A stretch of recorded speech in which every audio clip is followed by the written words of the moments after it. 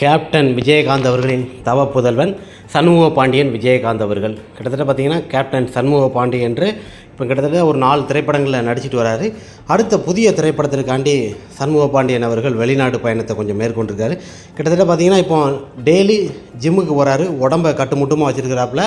ஒவ்வொரு இடங்களிலையும் பார்க்கும்போது பார்த்திங்கன்னா சண்முக பாண்டியன் விஜயகாந்த் அவர்களை பார்க்கும்போது கேப்டன் விஜயகாந்த் அவர்களை பார்த்தது போல தான் இருக்கும். பல இடங்களில் பார்த்துருப்பீங்க, கேர் ஸ்டைலை சேஞ்ச் பண்ணிட்டாரு. அடுத்த படத்துக்கான தயாராகிட்டு இருக்கிறாரு. அந்த படத்திற்கு தன்னோட உடம்பையும் சரி, தன்னோட ஹைட்டு வெயிட்டு, அந்த கேர் கட்டையும் ஸ்டைலையும் மாற்றி ஒரு டிஃப்ரெண்ட்டான ஒரு கேரக்டரில் நடிக்க இருக்கிறாரு நமது சண்முக பாண்டியன் விஜயகாந்த் அவர்கள்.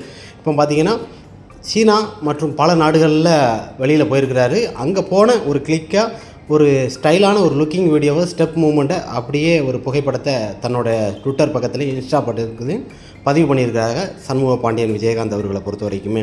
இவர் திரைப்படத்தை தொடர்ந்து பார்த்திங்கன்னா அடுத்தடுத்த திரைப்படங்கள் திரைக்கு வர இருக்கிறது.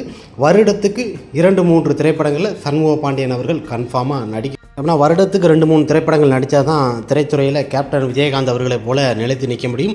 கிட்டத்தட்ட பார்த்திங்கன்னா ஒரு ஆக்ஷன் ஹீரோவாக தான் சண்முக பாண்டியன் விஜயகாந்த் அவர்களை இறங்கியிருக்காரு களத்தில்.